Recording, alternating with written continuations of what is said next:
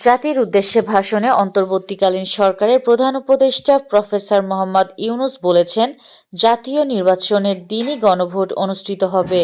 জুলাই-আগস্ট আন্দোলনের সময় সংঘটিত মানবতা বিরোধী অপরাধের ঘটনায় সাবেক প্রধানমন্ত্রী শেখ হাসিনা সহ ৩ আসামির বিরুদ্ধে করা মামলায় রায় সোমবার ১৭ নভেম্বর ঘোষণা করা হবে।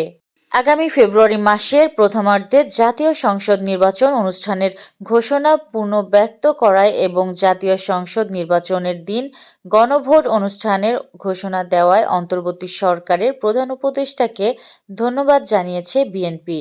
বৃহস্পতিবার সন্ধ্যায় হাইকোর্টের পাশের ফুটপাতে প্লাস্টিকের ড্রামের এক ব্যক্তির খণ্ডিত মরদেহ পাওয়া যায়। মরদেহের ফিঙ্গারপ্রিন্ট যাচাইয়ের মাধ্যমে ওই ব্যক্তির পরিচয় পাওয়া গেছে বলে জানিয়েছে পুলিশ।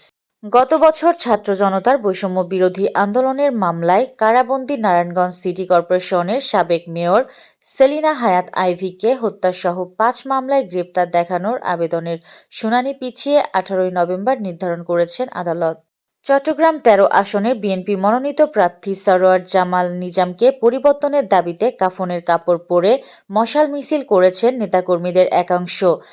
মালয়েশিয়ায় কর্মী পাঠানোর নামে অতিরিক্ত অর্থ আদায়ের অভিযোগে ৫টি রিক্রুটিং এজেন্সি এবং এসব প্রতিষ্ঠানের চেয়ারম্যান, পরিচালক ও ব্যবস্থাপনা পরিচালকদের বিরুদ্ধে মামলা করেছে দুর্নীতি দমন কমিশন দুদক।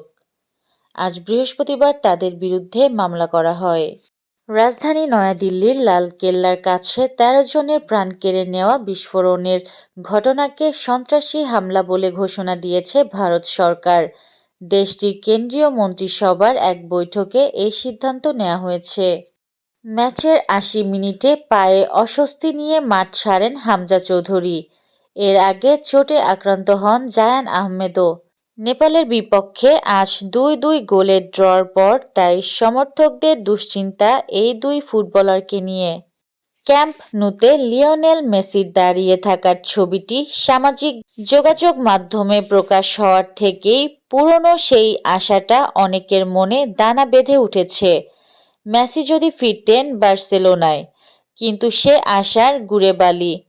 বার্সার সভাপতি হুয়ান লাপোর্তা বলেছেন, খেলোয়াড় হিসাবে মেসির বার্সায় ফেরাটা বাস্তবসম্মত নয়। এই ছিল আজকের শীর্ষ সংবাদ।